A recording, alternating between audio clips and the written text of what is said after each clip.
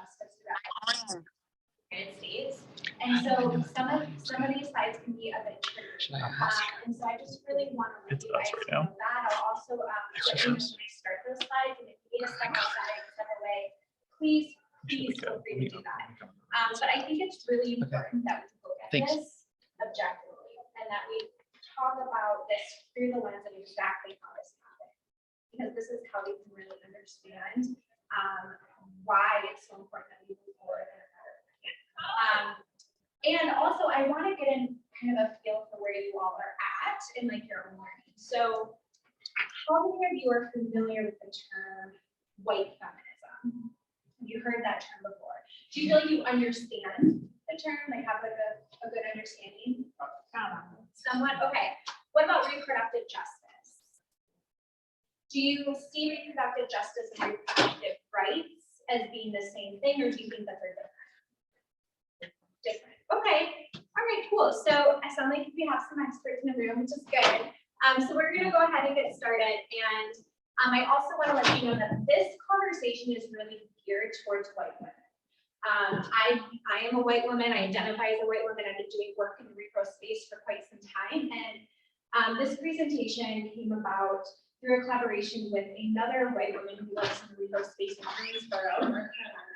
And we really came together because we wanted to do something to really address the toxic white feminism that we see that is prevalent within the white women's movement. So this presentation is geared towards that audience. Of course, it is open for anyone and everyone, and we invite everyone to participate, but just really want to let you know that it would not be appropriate as a white woman for me to tell a Black woman how important it is for her to promote reproductive justice. So I just really want to let you all know that this conversation has really been geared towards like white women. And in order to get started and to really understand how we can move forward, we have to look at this. We have to be able to, oh, this video is not going to open. Sorry, we're having some technical. Let me see. This is a short little video, but I think it.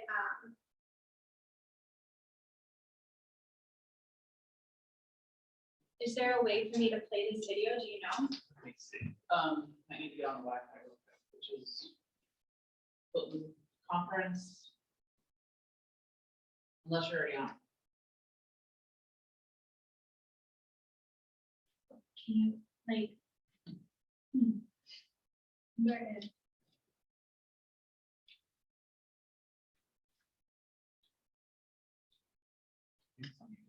It is. They're all. I have 3 videos. They're all on YouTube. I wonder if somehow they got it. Is that one right? 2. No. Sorry. So while he's setting that up, I'm sorry.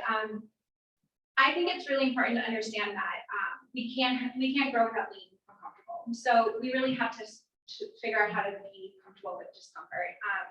And so white fragility is definitely a common theme that we see whenever we try to address systemic racism, instances of reproductive injustices that have happened within our country. And it's important that we're able to, push back on that discomfort and really embrace that if we're going to move forward and really address white feminism and see it for what it is.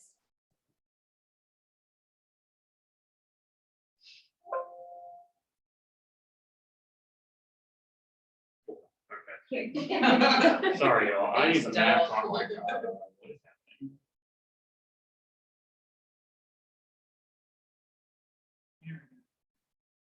Is that it? Yes.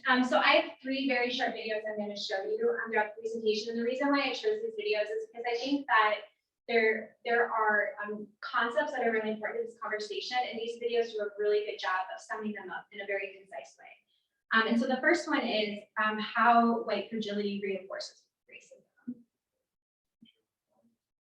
White fragility is the defensiveness, the argumentation, the hurt feelings, the withdrawal that often erupts whenever white people are challenged on their racial worldviews.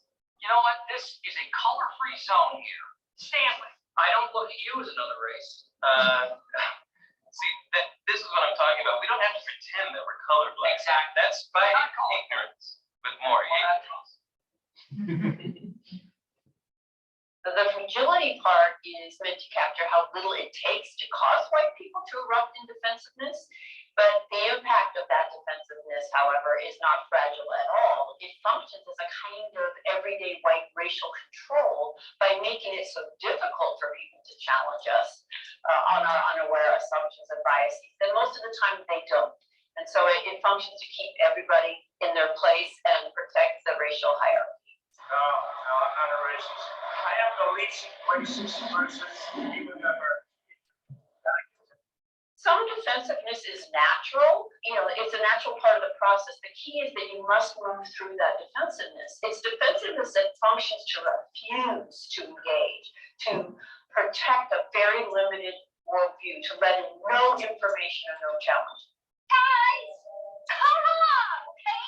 I just want to be able to do and say whatever I want, whenever I want, and I don't want to have to think about the world's problems.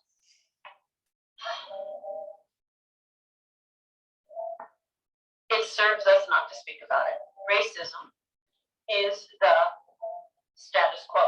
It is the status quo of your society, of my society, of all Western-oriented white settler colonialist cultures.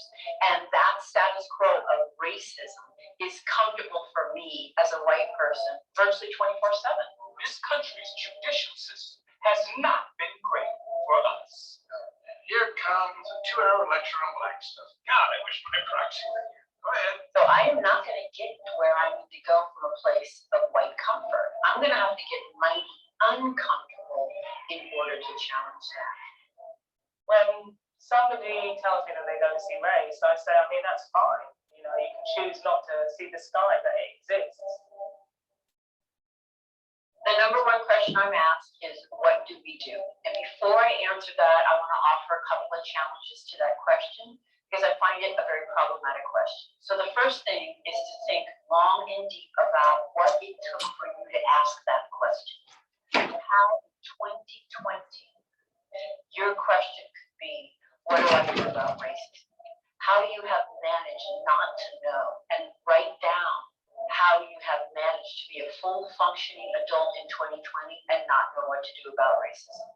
And everything you write down will be your map, and nothing you write down will be easy to address, but everything on it can be addressed. And then get to work. It's like saying, I want to be in shape tomorrow. You won't be in shape tomorrow. And to get in shape will be a multi-part process. After you grade that list, one of the next things I would ask you to do is to take Dr. Eddie Moore's 21-day challenge and read Layla Said's book, Me and White Supremacy Workbook. Both of those are active processes that will put you on the path. What you can do is extend that privilege so that you can dismantle it, right? So you can create opportunity for people, you can amplify issues in ways other people can't, and you can use your resources to create space for people. That's what she said.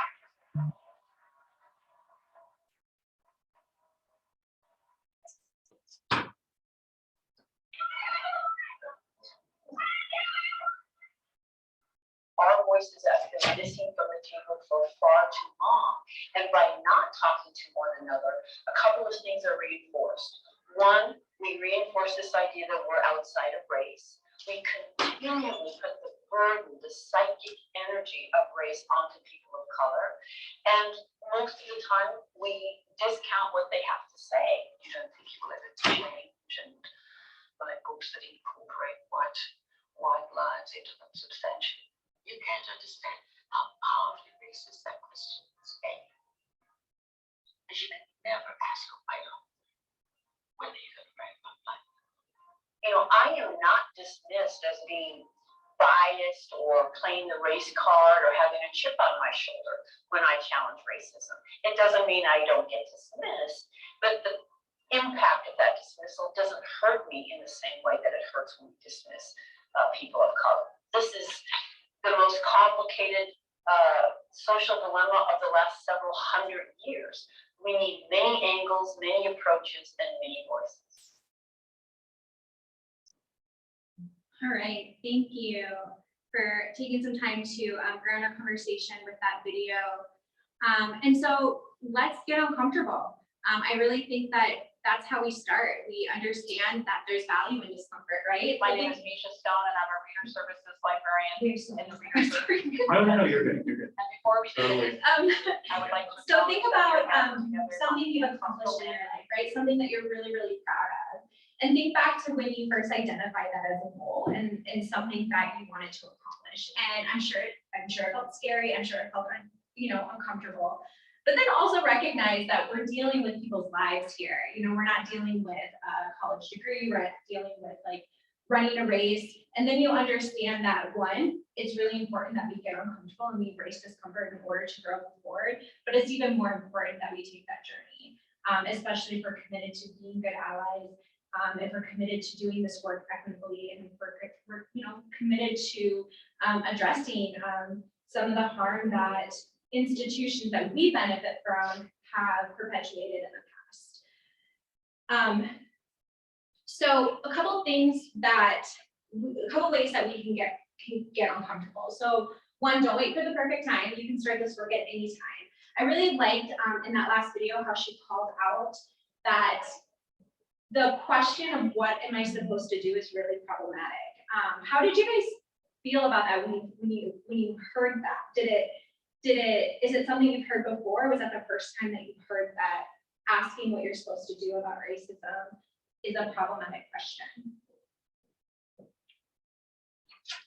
It's the mental load on the person to tell you, educate you, make you do these things when you need to be taking on that. Yeah, absolutely. I loved how she framed, like, how did you not know in the year 2021, how did you not know that this is something that we should be doing, that we should be speaking out of, that we should be trying to actively dismantle? Like, what have you been doing all these other years, right? So there's really no perfect time to start. You can start anytime. It's important to acknowledge the situation, acknowledge that you're uncomfortable. I think a lot of times people think that the value in discomfort is trying to pretend that you're not uncomfortable, trying to pretend that this is easy, that I don't feel uncomfortable, and that's not genuine. There's nothing wrong with acknowledging that this is uncomfortable. Acknowledge the situation. Be willing to fail in order to succeed. You're gonna mess up, you're gonna say the wrong things, apologize, move forward, learn from your mistakes. Be willing to engage, ask the questions, learn. You're gonna fail. We all make mistakes, and you just have to really embrace that as part of your growing process. Build a network. Surround yourself with people that are doing this work. Surround yourself with people that are curious, that are willing to ask the same questions, willing to join you on this journey, and want to do this work the right way. This is probably one of the most important things, is you really need to make sure that you're surrounding yourself with people who have the same vision and the same values as you, and then recognize your growth. So make sure that you understand the importance of recognizing your growth as you move through this process. So what is white feminism? So we're going to take a quick, I'm going to show you another video. And we're going to hear from Quebec. Quebec just wrote a really great book. It's called White Feminism. It was released earlier this year. It is fantastic. And if you haven't read it, I highly encourage you to pick it up. It does a great job of laying out the background of what white feminism is. That's Not it. yeah. Sorry.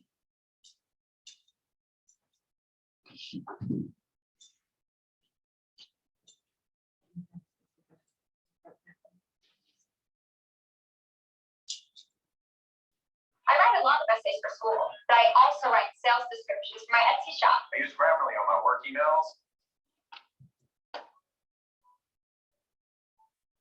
White feminism is very much an ideology. It's historically, clearly, a very specific approach to achieving gender equality that relies on things like white supremacy, greed, exploitation of labor, as well as individualized accumulation of wealth and self-optimization.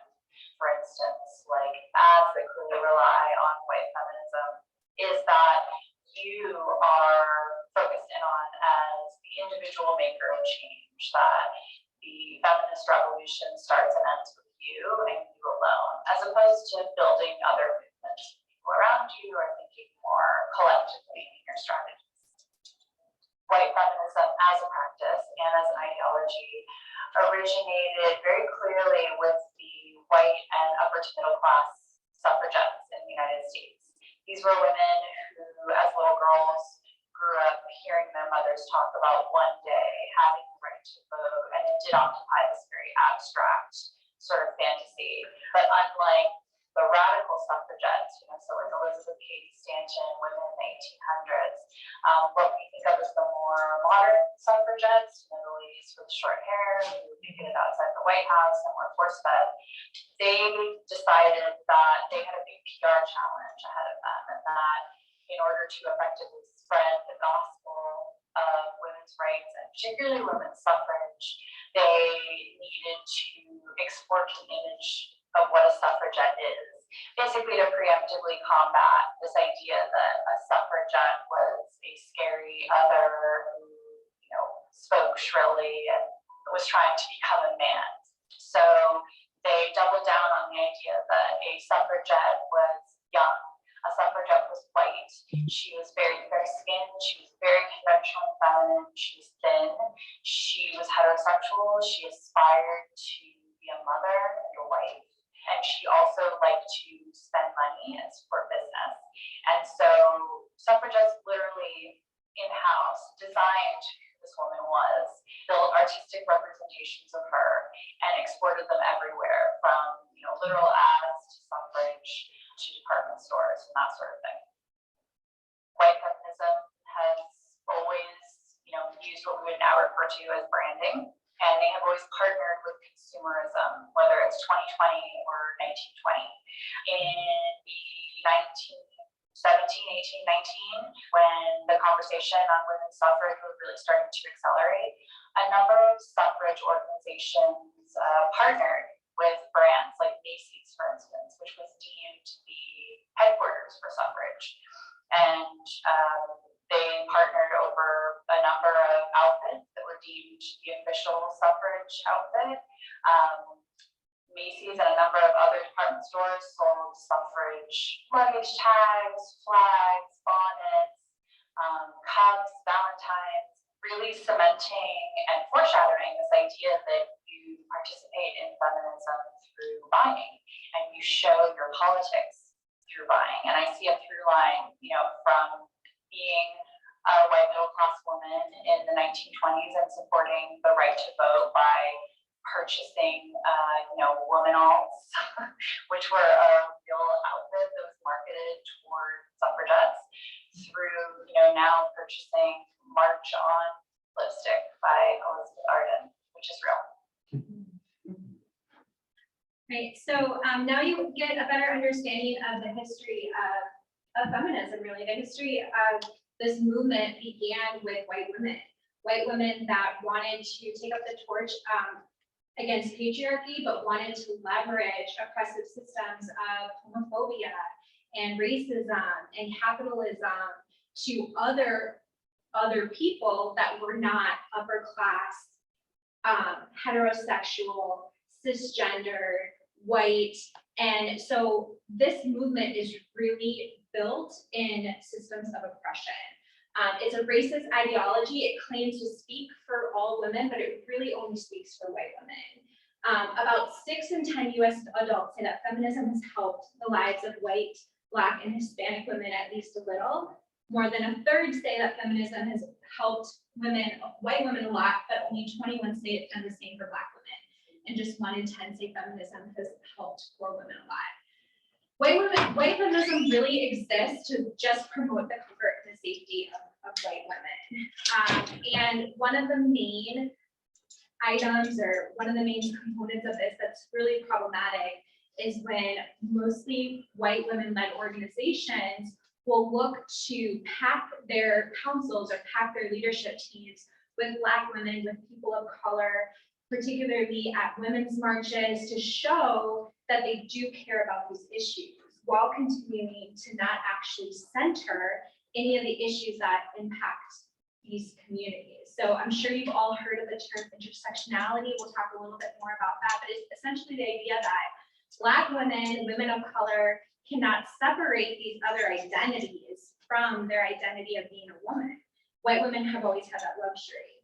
White women have always been able to compartmentalize our healthcare, for example, which is why you see the white women's movement mostly focusing on abortion rights, because that's where white women feel most oppressed. But Black women and women of color know that their entire healthcare experience is rooted in oppression. And so reproductive justice, which is the alternative to white feminism, is more of a holistic approach to this movement. So we're going to watch one more video, and then we're going to take a look into the history of reproductive injustices and really who led that movement, where it began, and why it is so important that we root our work into that. Is this the correct? Yeah, it is. Thank you. I want to make a difference in your career, but you're not sure how to get from here to there. Behave. This video is part of a series for Everyday Feminism, a website dedicated to helping you stand up to and break down everyday oppression. Here is a question that feminists of color have been asking for decades: is feminism only for white women? Throughout history, many feminists have taken a one-size-fits-all approach to ending sexism. Privileged feminists in particular view sexism as the only sphere of oppression, or at least the most pressing one that women face in society. A recent example of this was Patricia Arquette's speech at the Oscars, where she stated, "To every woman who gave birth, to every taxpayer and citizen of this nation, we have fought for everybody else's equal rights. It's our time to have wage equality once and for all and equal rights for women in the United States of America." I personally can very much get behind the idea of wage equality and equal rights for women. However, while this might seem like a fairly innocuous statement and her heart is clearly in the right place, her statements backstage make her speech all the more troubling. Backstage, she stated, "It's time for all the men that love women, and all the gay people, and all the people of color that we've all fought for to fight for us now." So lesbian women, bisexual women, and women of color aren't women? I think this quote expresses a very common sentiment shared by both feminists currently and throughout history. All women really only means privileged women. When we only focus on sexism, it's situated so that it's the only form of oppression relevant to women's movements. We center our discussions around white, straight, cisgender, middle-class, enabled women. This completely disregards the unique experiences of women who are of color, members of the LGBTQ community, working class, disabled, and or otherwise marginalized. For example, when we speak of wage inequality, as Patricia Arquette mentioned in her speech, women as a whole make 78% of what men make. However, this broad statistic doesn't take into consideration the intersection of race and gender and brushes over the fact that women of color earn even less in comparison to white women. According to the U.S. Census Bureau, African American women earn 64% of what white men earn, Native American women earn 59%, and Latino women earn the least at 54%. In this case, as in most cases, women of color are experiencing more than just sexism. Their racial identity plays a huge factor in the way they experience inequality because they experience a combination of racism and sexism. When I originally voiced my concerns about Arquette's speech on social media, I received very similar comments to the ones I received when I critiqued Emma Watson's UN speech. Like Arquette's speech, Emma Watson's He for She campaign failed to account for her own privilege as a white upper-class woman. It painted women's issues with a broad brush that failed to account specific problems that only certain groups of women face. When I articulated these concerns about both of these women's speeches, I received numerous comments, mostly from white women, telling me that I should be happy that women were talking about these things in the first place. Basically, I should sit down and shut up because any breadcrumbs that women's issues receive in the media should be gratefully received by all women, even when they're only representative of some women. While this was frustrating, I realized that this reaction to women pointing out privilege within mainstream feminism is nothing new. Many women of color have been excluded from the movement since the very beginning, making it all the more insidious when it continues to happen today. That's why I think it's important to look back on our past in order to inform our future, and why it's vital to center our discussions around marginalized women. Unfortunately, we don't have time to explore it in depth, but feminism has a history of excluding or ignoring the issues of LGBTQ women, transgender women, women with disabilities, poor women, and immigrant women. So while this video won't focus on these issues specifically, it's important to note that feminism has a pretty bad track record of excluding women from all marginalized groups. First, let's take a brief walk through history to look at the ways feminism has dealt with the experiences of women of color, and in most cases marginalized them from the mainstream movement. As famously stated by Sojourner Truth in her speech, Ain't I a Woman at the Women's Rights Convention in 1851, That man over there says that women need to be helped into carriages, lifted over ditches, and you have the best place everywhere. Nobody ever helps me into carriages or over mud puddles or gives me any best place. And ain't I a woman? before the term intersectionality was even invented, Truth acknowledges the way the intersection of race and gender affected her treatment as a female slave. She is demoted to second-class status as a woman, but is denied many of the privileges that white women were given because of her racial status. White women were seen as fragile, delicate, and in need of the protection of men, and that was used to justify their oppression. However, enslaved Black women were exposed to the same grueling labor, violence, and cruelty as enslaved Black men, but they also experienced gender oppression as well. Through the stripping of their reproductive and parenting rights, as well as sexual harassment and assault by their white masters, enslaved Black women experienced a unique combination of racism and sexism. As a Black slave, Sojourner Truth's presence in the women's suffrage movement wasn't always welcome. Some first-wave feminists even considered women of color a liability to their movement.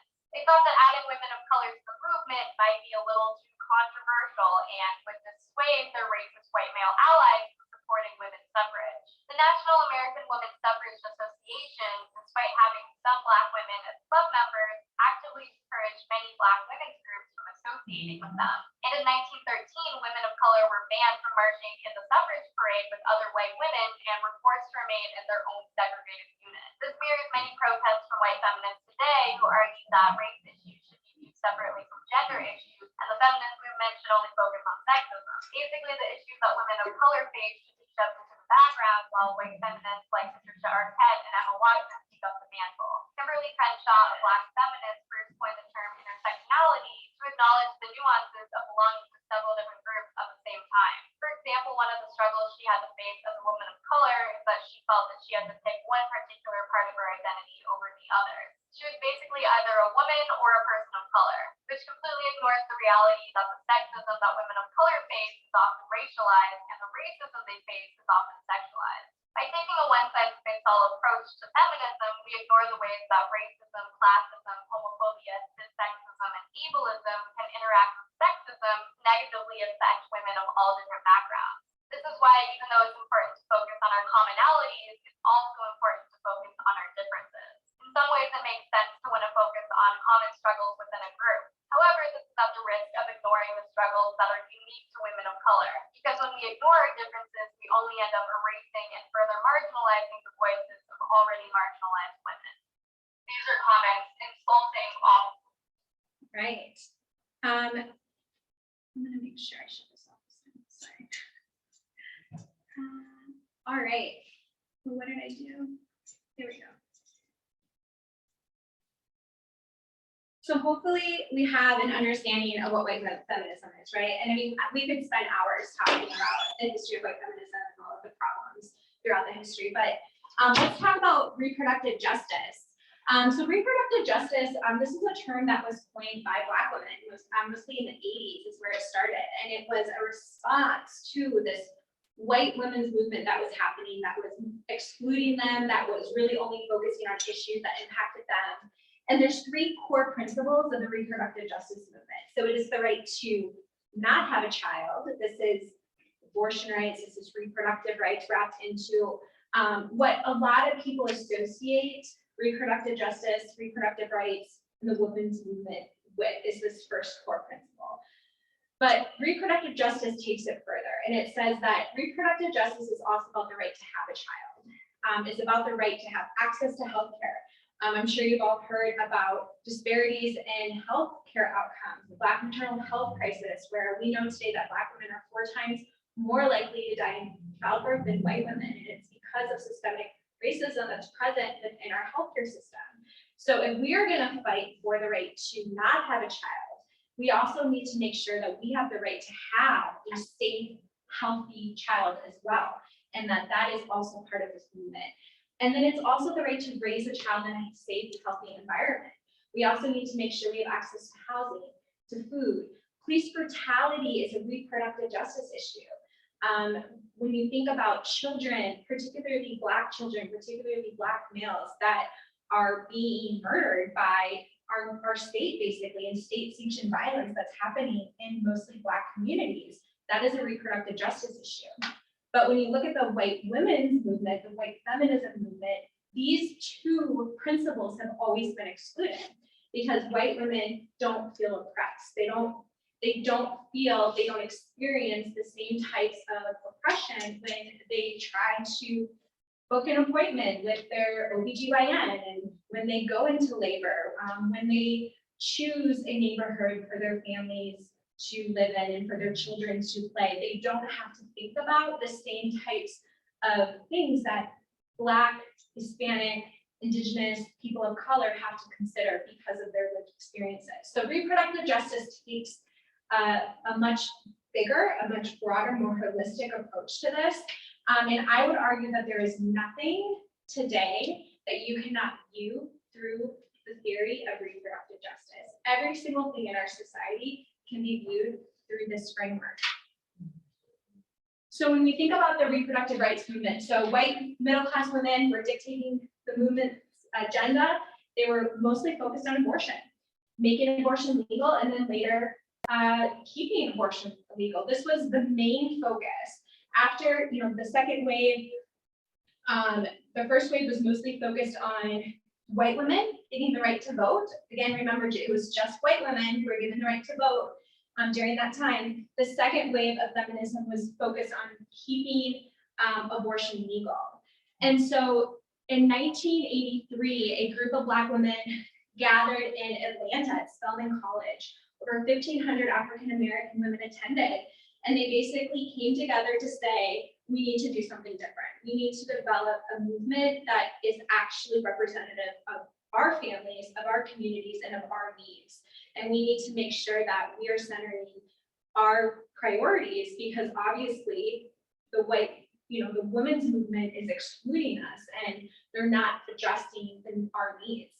And so this is actually where reproductive justice was born. And out of this, the National Black Women's Health Project was founded in 1984. Sister Song is really credited with owning reproductive justice. They're a wonderful organization. They're based out of Atlanta. They have a very strong chapter here in North Carolina. And so a lot of this was founded in the 80s, but is now today that work is really carried on through the work of Sister Song. So let's look at the history of reproductive injustice. And I said earlier today that there was going to be some slides that were going to be kind of hard and a little bit triggering. So we're going to go into those slides now. And at any time, if you want to step out of the room, please do so. But again, I feel like it's really important that we look at this objectively for what it was, and we really don't sugarcoat the history of reproductive injustice in this country. So when we think about reproductive injustice, we can really trace these origins back to slavery. So slaves, enslaved women, were seen as property. And so when they became pregnant, mostly through rape from their masters, that was a way for slave owners to replenish their property. And so this is one of the first connections between reproductive injustice and consumerism. Kovac did a great job of drawing that line through the suffragette movement to today's white feminism movement and really showing how these injustices have always been intertwined with capitalism and consumerism. And that really started back during the time of slavery. Now, women were, the more children that they were able to have, the better outcome for their slave owners. And so a lot of enslaved Black women had many children. And as a result of that, they had some physical complications. So sometimes there would be ruptures, there would be tears, and this would render them unable to have any more children. And so J.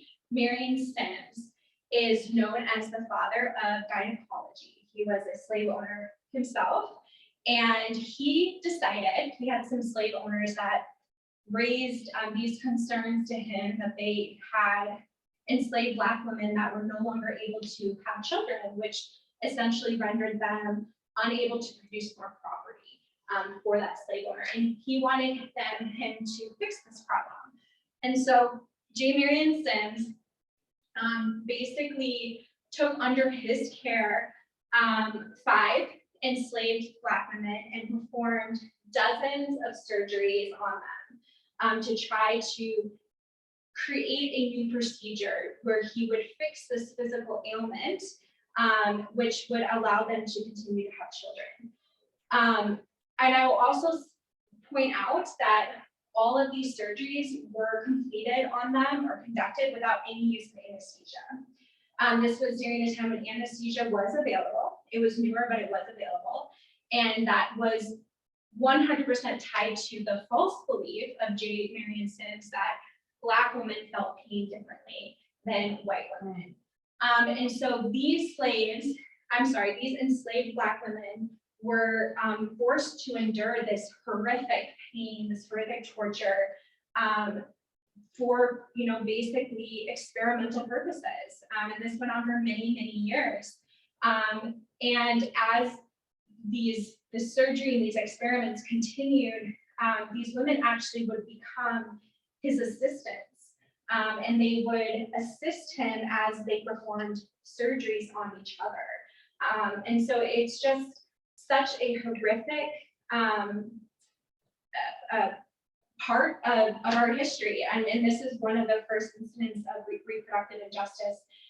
J. Marion Sims, throughout the last, I think, 10 years, he was for many decades, honored and really celebrated as the father of gynecology. And over the last decade, there's been a little bit of a reckoning there, where people have brought forth this really problematic history that's associated with his work.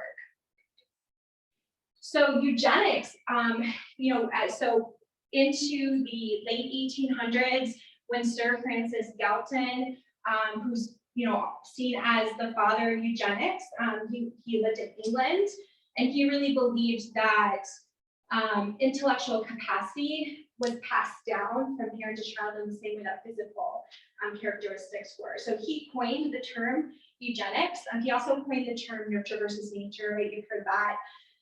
And so he really believed that we could help to pass positive traits down from parent to child by working to have individuals that have desired traits have more children than those individuals that had undesirable traits. And this is very problematic. It is racist, it is ableism, and we know that this is connected to so many atrocities in our histories, from the Holocaust to a lot of forced sterilizations that happened here in the United States. And Buck v. Bell, this was a 1927 Supreme Court case where forced sterilizations were found to be constitutional. So this basically happened because there was a law in the state of Virginia where individuals that were deemed to be feeble-minded. So think about that term, feeble-minded, and how vague that is. They would be institutionalized and they would be forced to be sterilized. And a lot of times they weren't told that that is what was happening to them. And so this is a story about Carrie Buck, who was one of those individuals. This is her here on the left, and that's her mother. They actually were both institutionalized, basically because they were found to not be intellectual. And they were forced to be sterilized. And Buck, she ended up suing the state of Virginia over this, and it went all the way up to the Supreme Court, and they affirmed the decision. And this is a very famous opinion that came down from Supreme Court Justice Oliver Wendell Holmes. At the time, he argued that 3 generations of imbeciles is enough. And so as a result of this Supreme Court decision, forced sterilization and laws just stemmed up all across the country. We saw a lot of different movements with pro-birth control advocates, such as Margaret Sanger, who is the founder of Planned Parenthood. She promoted racial betterment through the increased use of birth control methods, and she was always a promoter of the eugenics movement. She opened a pretty successful birth control clinic in Harlem, New York, and as a result of that, she started the Negro Project, which, when it was first designed and pitched to investors, it was presented as a way to improve access to education and healthcare for individuals that were living in poverty. But what it actually was it was focused on Black communities in the South that she wanted to help get birth control to, because she wanted to make sure that they did not reproduce and continue to bring children into an environment that she deemed to be unfit. Now, of course, Margaret Sanger also was a big advocate for bodily autonomy and the right to choose. And so one of the things that, as a white woman, that we really have to acknowledge and get comfortable with is that it is okay to acknowledge this history in a way where you say, we can be grateful to Margaret Sanger for the advocacy around bodily autonomy, while also acknowledging that she was extremely racist and she harmed a lot of people. Those truths can exist at the same time. And so we have to make sure that we reconcile that and we understand the history of Planned Parenthood. Now, Nile Ruth Cox was an individual who lived in North Carolina. And so following the Supreme Court case in 1927, we saw a ton of state laws popping up that said, for example, if you were going to be on welfare, you need to be sterilized. Or if you're going to be on welfare, you need to be on birth control. And a lot of times that birth control method was actually sterilization, and they didn't actually tell the patients the truth about that. So Nile Ruth Cox was one of those individuals. She ended up getting pregnant when she was 17. When a social worker found out, she told her mother that in order for her to continue to receive welfare benefits, she needed to have her tubes tied. And she said that it was reversible, it was not permanent, which she was lied to. It was actually forced sterilization.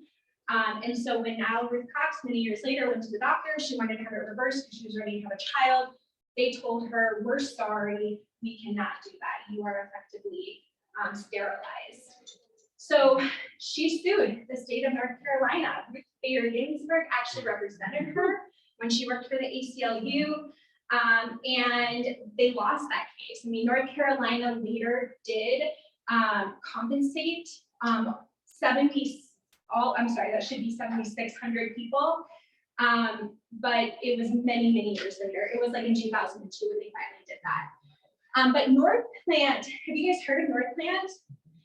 Yeah, so this was a device that was approved by the FDA in the 1990s, and it was a 5-year long-lasting contraceptive. And once this was approved, this is where you saw all of these state laws pop up where they tied welfare benefits to mandated usage of Norplant. And they also further incentivized welfare beneficiaries to keep it in because it was very expensive to remove, and Medicaid would only cover it if you kept it in for 5 years. So this is another example of coercion and forced sterilization. And really, this is an example of eugenics. It is racist, it is classist, it is ableist, and we have a long history of it in our country. So reproductive injustices continue today. So today, the Black maternal health crisis is just rampant.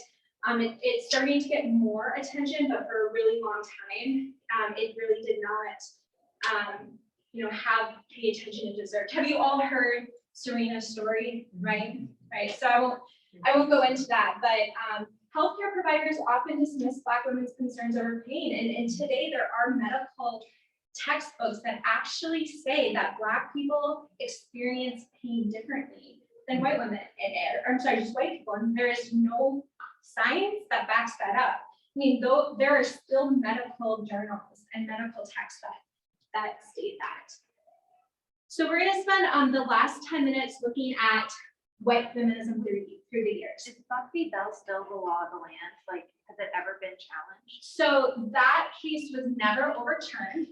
However, in 1979, I think, or 74, the state of Virginia did overturn the state law. So essentially that SCOTUS decision was affirming the Virginia state law. They overturned the law and then they compensated their victims in 2002. But that Supreme Court decision has never been officially overturned, which is crazy. So we kind of took a history lesson over like the history of reproductive injustices. So now what I want you to take another journey with me is while all of that was happening, what was the women's movement doing? Right? Like what was white feminism doing when all of these injustices were happening? So how does white feminism show up?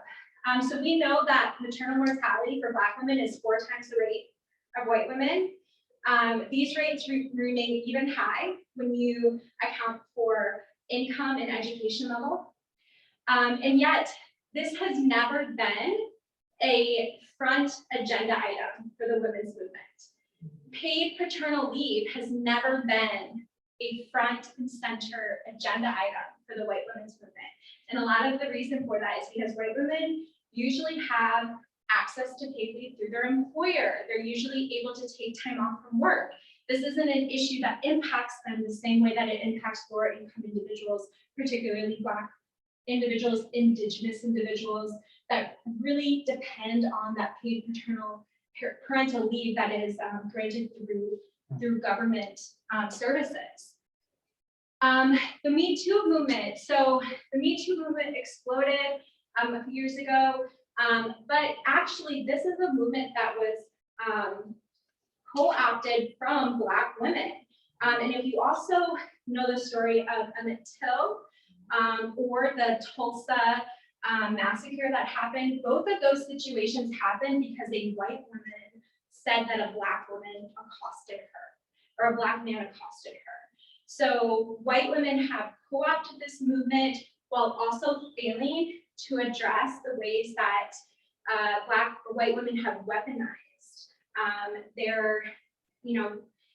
their ability to cause harm to other communities when they cry rape against particularly Black men.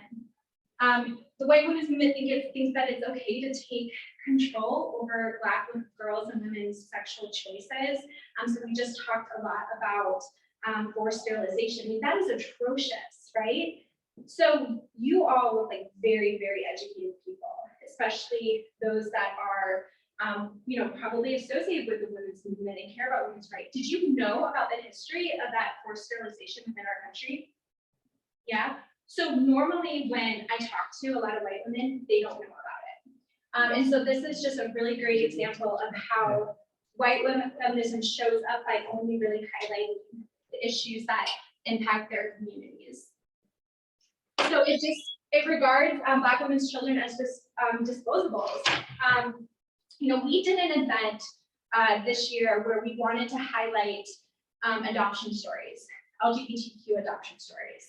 And so Christina and a few other people reached out and were like, let's find some families. And y'all, we had the hardest time finding families where it wasn't white parents that had adopted Black children. And we really had to pause and say, there's a bigger story here. There's a bigger conversation. In the United States, Black Americans make up about, I think 12% of the population, but Black children are overwhelmingly in the foster care system. And why is that? That is a reproductive injustice issue, the separation between parents and child. That is a huge problem. And yet, when we think about women's rights and we think about reproductive rights, is not the right to raise your child part of that conversation. And yet the white women movement does not address that. It's not one of our agenda items. It has no clue how punishing and patronizing healthcare can be for women of color. So I talked a little bit about how we compartmentalize our healthcare. We talk about abortion as being the most oppressive part of our healthcare experience. Black women don't have that luxury. They understand that the entire experience can be oppressive and racism is embedded throughout. But yet, the white feminism movement doesn't talk about how access to pap smears and breast exams and physicals are so important for reproductive health. And it's just not part of that conversation because, again, white women don't feel oppressed there. It ignores the problem of forced sterilization. It also ignores the problem of the criminal justice system. It wasn't too long ago that shackling during birth was made illegal here in North Carolina. You know, women were shackled during birth, and that is a reproductive injustice issue that I actually think still goes on. And you know, I heard a story about a woman who took a plea bargain for something that she did not do because she was pregnant and she didn't want to give birth in jail. We have 80% of women that are in jail are single mothers, and 2/3 of them are women of color. This is a huge reproductive justice issue, and yet the women's movement, the mainstream women's movement, does not address this or talk about it. It doesn't care that Indigenous women are disappearing. This is a huge issue that the women's movement is not talking about, and it's also fragile around issues of race. We just have a couple minutes left, so I'm just going to go through the last of these really quickly. But abortion is also a really problematic part of the white women's movement because it really focuses on just keeping abortion legal. So, unpopular opinion, Roe v. Wade is actually a really crappy decision. And although we don't want it to see it overturned, this idea that it's like the end to be all and it's something that we should protect and advocate for forever and ever is really flawed. There are people today that can't access abortion, and Roe v. Wade is still a law of the land. And so the white women's movement does not talk about healthcare coverage, transportation, access to childcare, access to doulas. Like, what are all the wraparound services that patients need to actually be able to access abortion? It doesn't matter if abortion is legal if you can't access it. And so this is another way how the white feminism movement shows up.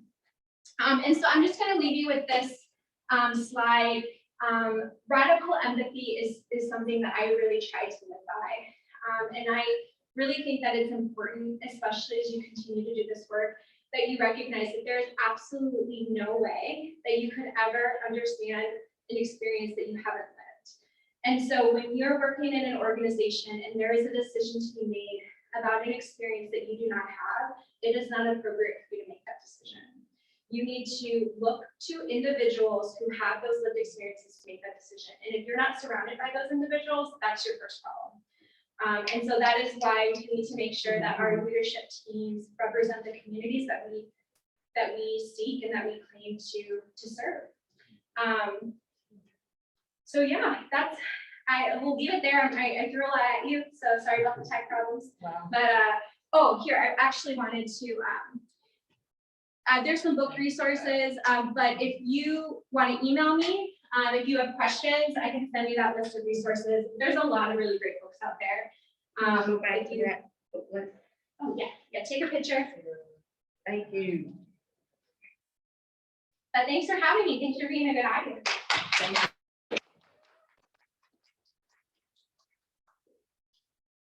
And we're gonna get these so that we can share the slides with folks. Yeah, thank you.